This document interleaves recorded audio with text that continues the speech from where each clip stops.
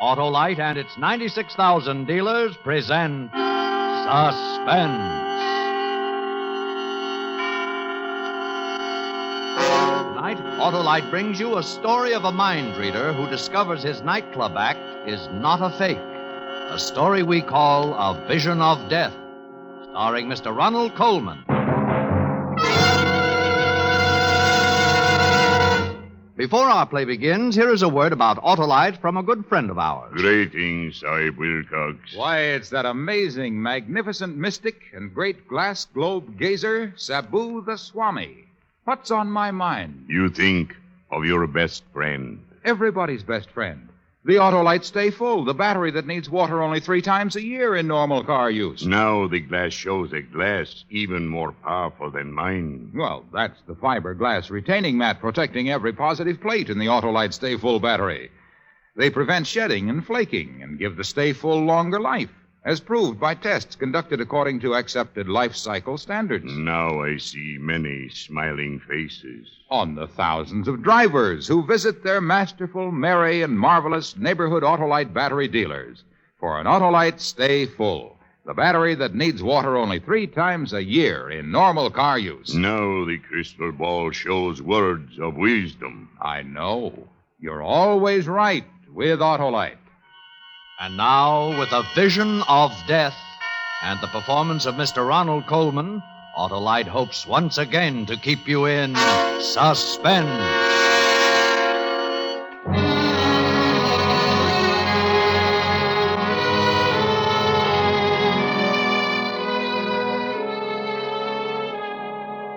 If I speak too rapidly for your stenographer, you'll tell me, won't you, Lieutenant? No offense, but he impresses me as someone who has to sit on the floor to put his shoes on. And don't hesitate to stop me if I seem to wander away from the point. I mean to say this is my first, and I hope final, appearance in a police precinct, and I should hate to give a sloppy performance. We were always known, Aurora and I, for the smoothness and gem-like precision of our act. And as for this murder rap, I suppose it's called, is concerned, an acquaintance with our act is the essential rabbit. Awfully good act. Smart, informal, occasionally humorous, and always mystifying. Well, the act always began with music, never with the cliché fanfare of trumpets or roll of drums. I would saunter out to the center of the floor and say something like, "Good evening. You are about to witness an exhibition of mental telepathy. Ladies and gentlemen, may I introduce Aurora, my wife." They never failed to give her a hand. What would they applaud? Why, the vision she presented as she came toward me. There has never been anyone as lovely as Aurora, the most beautiful flash in the profession. Aurora, would you care to tell the audience, or shall I? You tell them, Judd, while I tie the blindfold across my eyes. Ladies and gentlemen, all mind readers employ a gimmick. A gimmick is a trick, a device.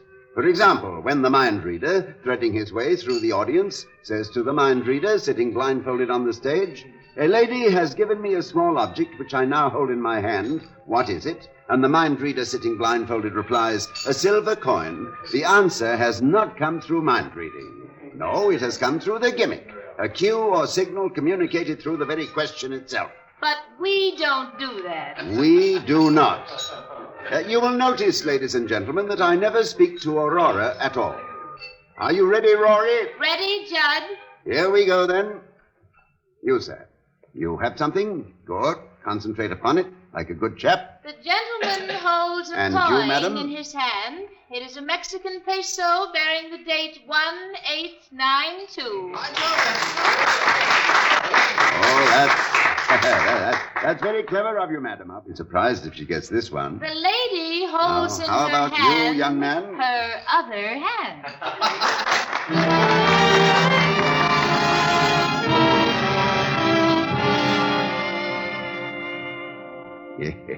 A sucker once born remains a sucker till death. The audience never realized, never in all the years we worked, that although I was not speaking to Aurora directly, my chatter nevertheless was loaded with signals and cues for her guidance. By revealing the gimmick, we concealed the gimmick, and that, Lieutenant, is the neat plus ultra of gimmicks. Yes, it was as crude as that. but it enabled us to work 50 weeks a year here and abroad at an average of over 1,000 a week. Of course, I always gave some credit for our success to our agent, Harry Arnold, although Rory was inclined to give him no credit at all. Good news, Judd. I've managed to book the act into the College Inn in Chicago with a 4-week guarantee. Not bad, huh? Get him. He managed to book the act. Yeah. I suppose they never heard of us in Chicago? I suppose we weren't held over there 6 weeks when we played the Sans Souci in 1948? You think it's easy to get a 4-week guarantee these days? Money is short. Money is tight. I've never yet heard you say money is long, money is loose. You have to sweat for your 10%, don't you? Yes, you do. In a pig's ear, you do. Agents. They're all like... Oh, there's gratitude for you. There's the milk of human memory. What were you when I first saw you? Nothing. Not this much. Playing 10 a day under canvas in Menasha, Wisconsin, and paid off in bottle tops. I worked, I schemed, I sweated. Listen to him. You'd think he had to get out there on the floor every night. You'd think he was the one spent 11 months, 12 hours a day memorizing the code. You'd think it was his name in lights.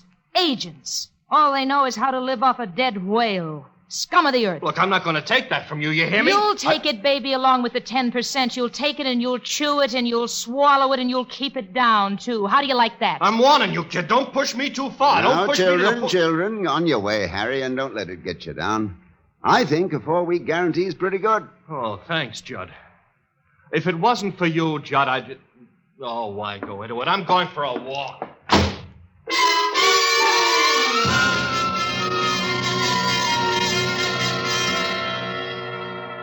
But aside from these altercations between Rory and Harry, it was smooth sailing. We wore the best, ate the best, drank the best, stayed at the finest hotels. And every Saturday night after the performance, Harry would bring us our salary. He'd bring it in cash. 1,000, 1,250, 1,500. I have the old performer's distrust of checks. Been given too many with a high latex content.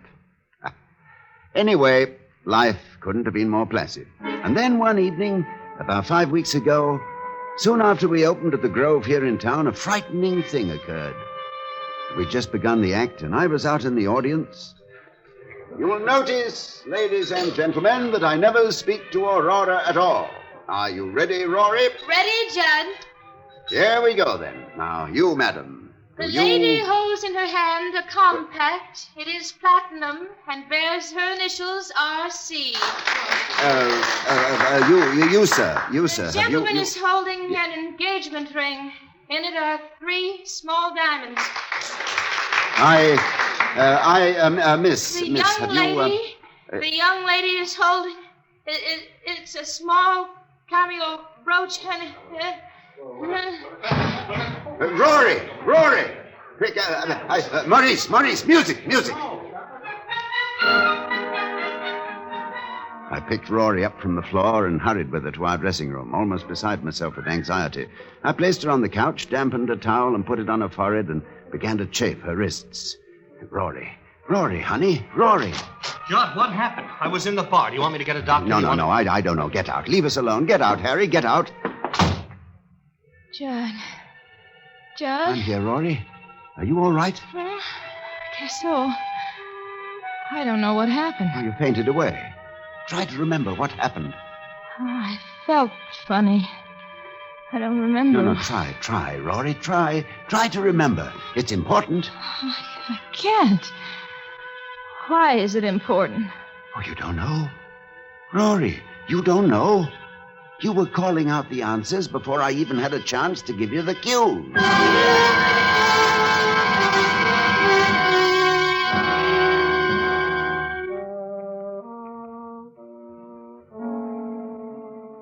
Do you believe in telepathy, Lieutenant? I don't mean the sort of thing Rory and I usually did. I mean real telepathy. I never did either until that night.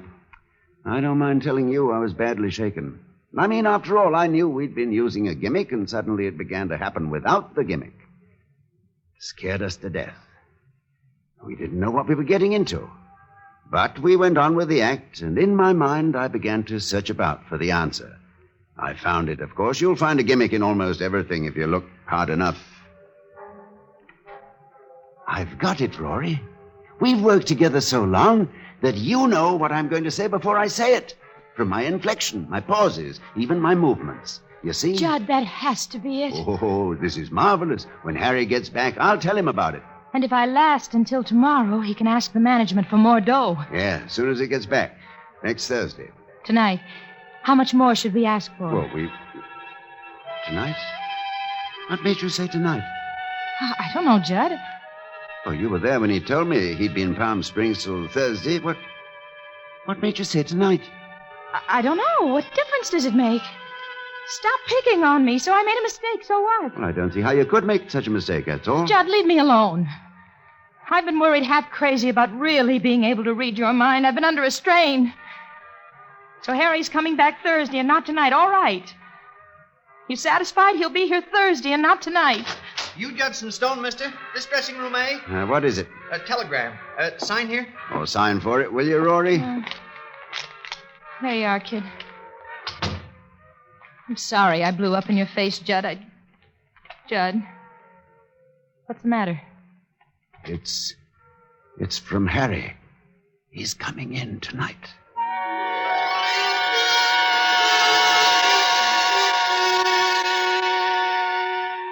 And he did, too, Lieutenant. Rory was so upset by it, she couldn't go on at all that evening. She had no explanation for how she knew, none whatsoever. I don't know, Judd. I just don't know. My mind seems to go blank, and I seem to hear a voice whisper in my ear, and Harry Arnold will be with you tonight, that's all. When we got to our suite at the hotel, Harry was there waiting for us. What happened? What happened? You both look like ghosts. Oh, Harry, I'll tell you some other time. Leave us alone, will you? All right, I'm going. Just came back to wish you a happy birthday and to give you this. Birthday? Oh, yeah. Thanks, Harry, thanks. What is it? Well, open it, why don't you?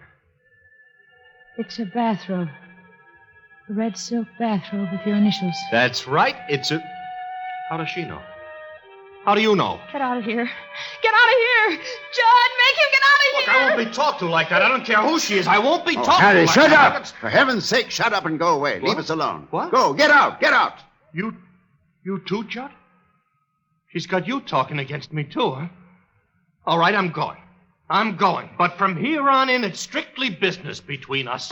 I wash my hands.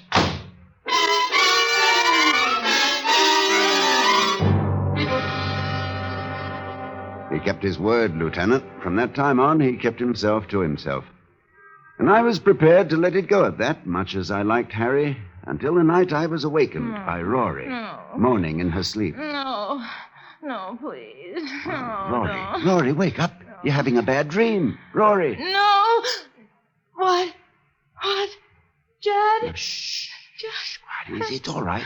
I'm here. Oh, Judd. What, Rory? The voice. Whispering again? Yes. Oh, Judd. What? He's going to kill me. Harry Arnold is going to kill me. And that, Lieutenant, was the beginning of the end of that.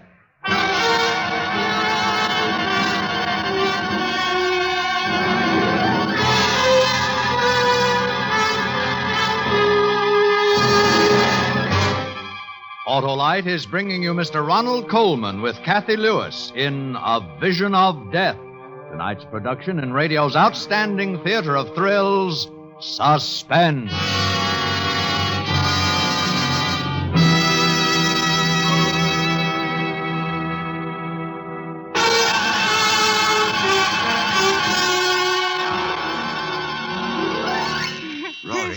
Rory, get a grip on yourself. He's going to kill me. Harry is going to kill me. Don't be ridiculous. Stop it now. It was just a bad dream. Harry is going to kill me. Will you stop that? Will you stop saying Judd, that? hold me. I'm frightened. Harry is going to kill me. Now, you've had a bad dream, I tell you. He hates me. He hates me, Judd. Judd, Harry is going to kill me.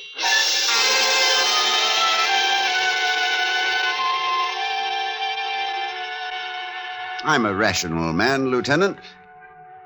I've always felt, for example, that when Hamlet says there are stranger things in heaven and earth than are dreamt of in your philosophy, Horatio ought to reply, tell that to Sweeney. I knew there was no such thing as mental telepathy. I knew it as well as I know I'm sitting here talking to you. Up here in my head, I knew it. And yet, the next afternoon, I found myself entering a gun shop and purchasing a revolver and a box of bullets, determined that before Harry Arnold could so much as injure one hair of Rory's head, I would kill him. I should have gone directly to the police first. You're using hindsight, Lieutenant. I had all that out with Rory. Please, Judd, please. Go to the police and tell them about this. Let them handle it. Well, tell them what? That by reading his mind, we've learned Harry intends to murder you? They'll believe us. They've got to believe us. Oh, no, they're reasoning like a child. They'll decide that it's either a publicity stunt or else that we're both lunatics. Well, if I tell them about the telegram and the birthday presents. Rory, we have no proof. But we have to do something. What? Tell me what? You know he intends to kill you. I know he intends to kill you, but what can we do? I can't simply put a bullet in his heart next time I see him. How could I explain it? My wife had a premonition that he was going to murder her. But do you know when he's going to do it? Or how he's going to do it? No. He hasn't decided yet. Isn't there anything we can do? Nothing. Except wait.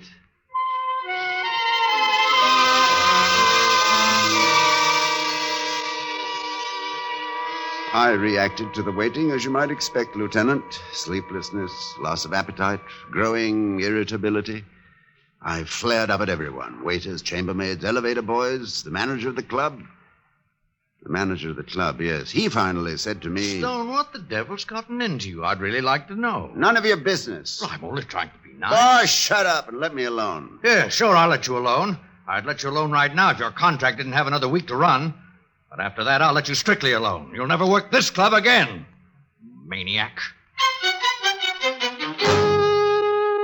I began to drink quite heavily, quite noticeably. I was going crazy just from the waiting. And then the waiting came to an end. It was around 3 a.m. I was sitting up in bed, in the dark, smoking, when Rory opened her eyes and said... Judd? Yes? The voice. Yes? He's going to kill me.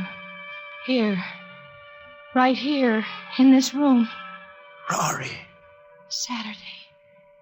This Saturday at midnight. Judd. Oh, Rory, sweetheart. He's going to shoot me. He has a gun. And he's going to shoot me.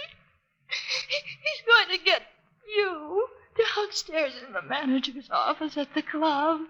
And while you're there, he's going to come up here. Rory, listen to me. I want you to listen to me. You're mistaken, do you understand? You've been having another bad dream, and that's all there is to it. Oh, no, Judd, I swear it. He just thought of it. Just this minute. He's standing at a bar, standing there all by himself, drinking. And he just this minute decided. You're making it up. Judd, no. It's the bar over at the Tuscany Hotel. I see it so clear. Oh, you're wrong. I'll prove you're wrong. Dad? Give me the bar at the Tuscany, will you? Over on Sunset. One moment, please. You'll see, Rory, he's not there at all. You'll see, it's just a dream. Just a bad dream. Tuscany Cocktail Lounge. Hello, is Harry Arnold there at the bar? Harry Arnold?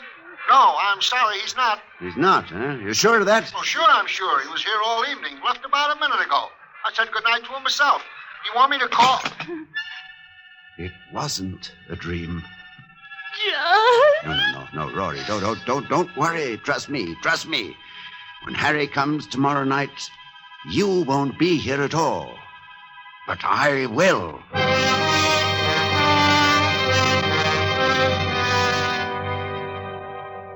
Look, Lieutenant, my hands, see?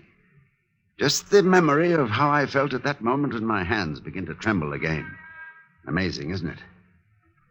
Well, that was last Thursday night, or rather Friday morning, and towards daybreak, Rory sobbed herself to sleep. But I was restless. I got dressed and went downstairs and got into my car. A long drive has always relaxed me, but when I got behind the wheel, I don't know what it was, possibly the fresh air, But all at once I felt as though I couldn't keep my eyes open for another moment. I simply had to have sleep. So I crawled into the back seat, curled myself up in one corner, pulled the rug over me, and went out like a light. Hello, Satin Skin. Hello, Harry. I was awakened Don't around smile at noon me, by the you sound idiot. of voices. He may see us. Look businesslike. Where is he? I don't know. Since he hasn't got the car, he must be out walking. Don't you have some papers or something I could be examining just to make it look good in A case? pocket full here. All right. He fall for it last night? Just like he fell for all the rest of it. Red bathrobe, the plants in the audience. He even phoned the bar just after you left. Timed it beautifully. Oh, Satin Skin. I can hardly keep away from you. After tomorrow night, we'll have all the time in the world for each other, Harry. You bought the whole story, huh? Midnight tomorrow, your place? Every word of it. Just do what you have to do. Remember to come to the dressing room before the 8 o'clock show and tell him you've set up a meeting with Stamper, the manager, in his office at 12. I want them to shake hands and be friends again, I'll tell And them. don't forget, when you come to the door at midnight, keep talking to the elevator boy. Don't let him go, whatever you do. You'll want him to testify it was self-defense. Don't worry, I won't forget a thing. You'll handle all the rest of it? Yeah, just leave it to me. No, I mean about his gun. That's pretty important, you know. Don't worry. It will misfire.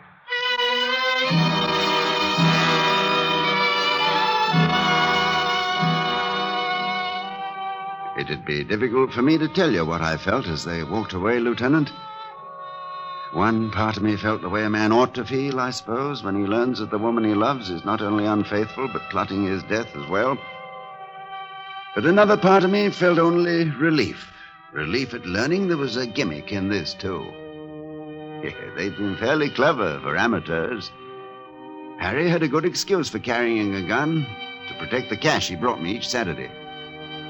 My own behavior in recent weeks would lend weight to what he would probably offer in his defense, that I must have been crazy. That for no reason at all, I'd pointed a revolver at him and threatened his life, that he had to shoot in self-defense. The presence of the elevator boy, that could mean only that Harry would shoot just as soon as I opened the door. I'd be found dead with a revolver in my hand and a heartbroken agent at my side. Tableau. Then I found myself hoping, as I never hoped before, that they'd come to their senses before Saturday, that they'd realize what a vicious, inhuman thing it was they were planning.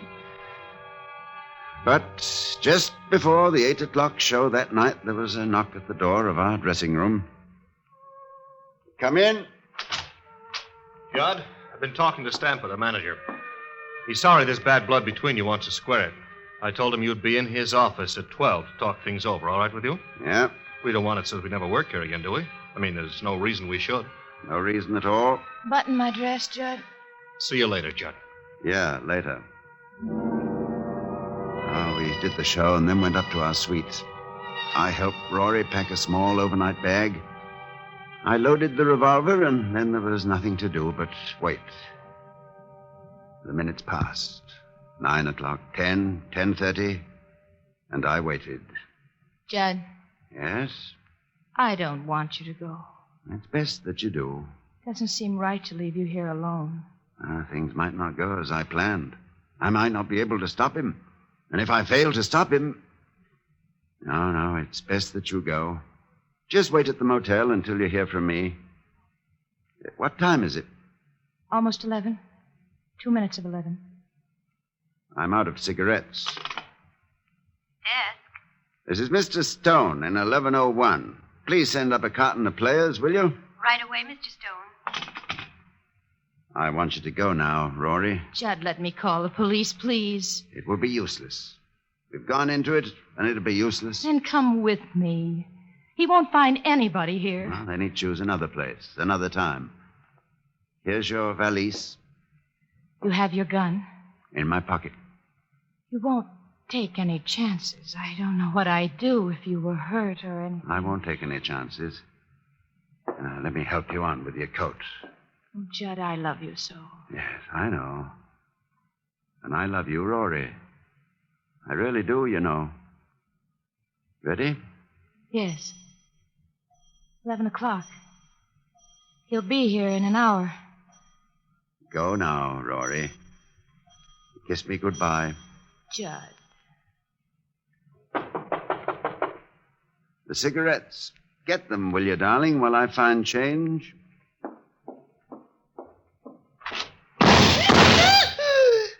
Harry. Rory.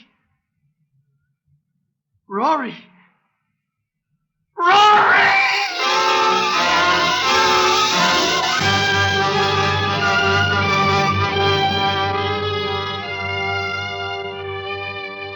I shall always remember the look on Harry's face, Lieutenant, as she sank to the floor. They'd concocted a bad dream between them, and it had come true.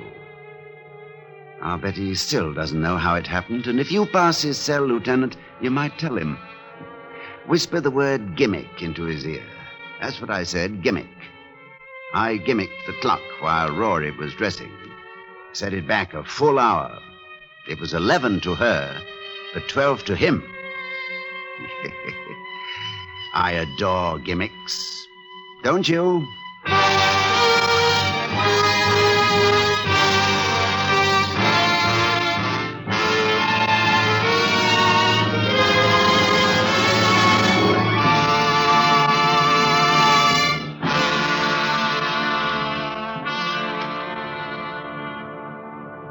Suspense. Presented by Autolite. Tonight's star, Mr. Ronald Coleman. My occult powers do reveal that every driver's automobile has a life both long and bright when it has parts by Autolite. Well, that's fortune-telling there's no doubt about, Swami. You know, Autolite makes over 400 fine products for cars, trucks, planes, and boats in 28 plants from coast to coast. These include complete ignition systems used as original factory equipment on many leading makes of our finest cars. Generators, coils, distributors, electric windshield wipers, voltage regulators, wire and cable, starting motors, and many more. They're all engineered to fit together perfectly, work together perfectly, because they're all part of the Autolite team.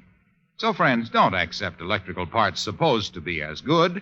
Ask for and insist on Autolite original factory parts at your neighborhood service station, car dealer, garage, or repair shop. Remember, you're always right with Autolite. Next week on Suspense, our star will be Mr. Van Johnson in Strange for a Killer. And in weeks to come, you will hear such famous stars as Miss Joan Crawford, Mr. Jack Carson, and Mr. Jack Benny, all on Suspense. Suspense is produced and directed by Elliot Lewis, with music composed by Lucien Morawek and conducted by Lud Bluskin. In tonight's play, Kathy Lewis was heard as Aurora and Larry Dobkin as Harry. Others in the cast were Florida Edwards, Joseph Kearns, and Charles Calvert. A Vision of Death was written by Jerry Hausner and adapted for Suspense by Walter Newman. Ronald Coleman may be heard each week on his own radio program, The Halls of Ivy. And remember, next week on Suspense, Mr. Van Johnson, as a man who suspects a murderer is holding as hostages his wife and child. A story we call Strange for a Killer. You can buy world-famous Autolite Stay-Full batteries, Autolite resistor-type spark plugs, or standard-type spark plugs, Autolite electrical parts at your neighborhood Autolite dealers. Switch to Autolite. Good night. This is CBS, the Columbia Broadcasting System.